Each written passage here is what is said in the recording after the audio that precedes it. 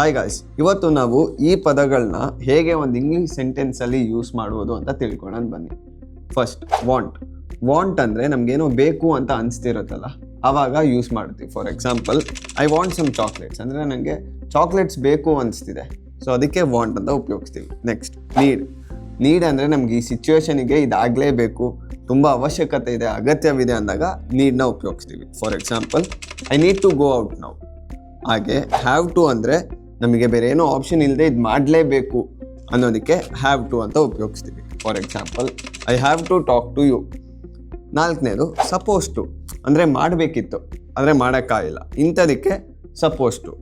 For example, she was suppose to cook ಅಂದರೆ ಅವಳು ಅಡುಗೆ ಮಾಡಬೇಕಿತ್ತು. ಗೋಯಿಂಗ್ ಟು ಅಂದರೆ ನಾನು ಮಾಡೋಕ್ಕೆ ಹೋಗ್ತಿದ್ದೇನೆ ಅನ್ನೋದಕ್ಕೆ ಗೋಯಿಂಗ್ ಟು ಅಂತ ಹೇಳ್ತೀವಿ. For example, I am going to the mall ಅಂದರೆ ನಾನು ಮಾಲ್ಗೆ ಹೋಗ್ತಿದ್ದೇನೆ. ಹಾಗೆ ಬಿಕಾಸ್ ಅಂದರೆ ನಾವೇನೋ ಒಂದು ರೀಸನ್ ಕೊಡ್ತಿರ್ತೀವಲ್ಲ, ಅದಕ್ಕೆ ಬಿಕಾಸ್ ಅಂತೀವಿ, ಅಂದರೆ ಏಕೆಂದರೆ. For example, I couldn't go there because of the rain. ಮಳೆ ಬಂತಲ್ಲ, ಅದಕ್ಕೆ ನನಗೆ ಅಲ್ಲಿಗೆ ಹೋಗೋಕ್ಕಾಗಿಲ್ಲ. ಸೊ ನೋಡಿದ್ರಲ್ಲ, ಈ ಬೇಸಿಕ್ ಪದಗಳನ್ನ ನಾವು ಎಷ್ಟು ಈಸಿಯಾಗಿ ಕಲ್ತ್ಕೊಂಡ್ವಿ ಅಂತ. ಹೀಗೆ ನೀವು ಬೇಸಿಕ್ಕಿಂದ ಇಂಗ್ಲೀಷ್ ಕಲಿಬೇಕು ಅಂದರೆ ನಮ್ಮನ್ನ ಫಾಲೋ ಮಾಡಿ.